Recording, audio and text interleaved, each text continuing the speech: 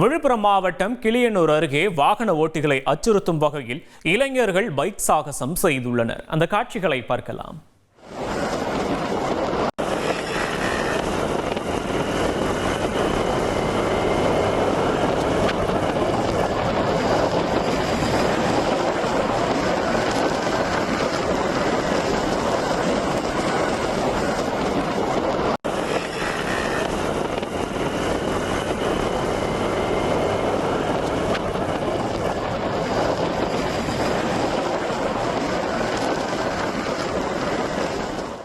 Bike சாகசத்தில் ஈடுபட்ட இளைஞர்களை போலீசார் தேடி வரும் நிலையில் கூடுதல் விவரங்களை செய்தியாளர் கோபிநாத் வழங்க கேட்கலாம். கோபிநாத் வணக்கம், விவரங்களை பதிவு பண்ணலாம். கோபிநாத்,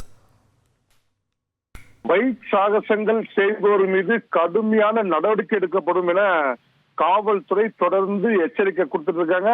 இவர்களை கண்டுபிடித்து என்னோட பிசினஸுக்கு ஜிஎஸ்டி நோட்டீஸ் வந்திருக்கு பாரு. உடனே ஜிஎஸ்டி எக்ஸ்பர்ட் பேசு. உடனே எப்படி கிடைக்கும்? பாஸ் வாலா Be the boss.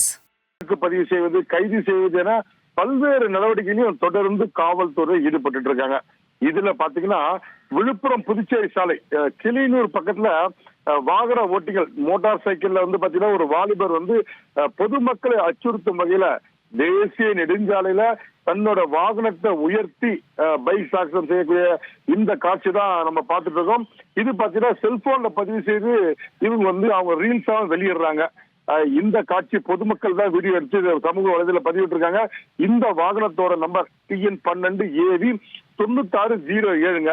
இந்த பதிவெண் கொண்ட இந்த வாகனம் மோட்டார் சைக்கிள் மிகவும் ஆபத்தான முறையில் தேசிய நெடுஞ்சாலையில மற்ற வாகன ஓட்டிகளை அச்சுறுத்தும் வகையில வாகனத்தை இயக்கிற காட்சியை பார்த்துட்டு இருக்கோம். இது குறித்து கிளியனூர் காவல்துறையினர் தற்போது இந்த காட்சிகளை வைத்து வழக்கு பதிவு செய்ய போறாங்க.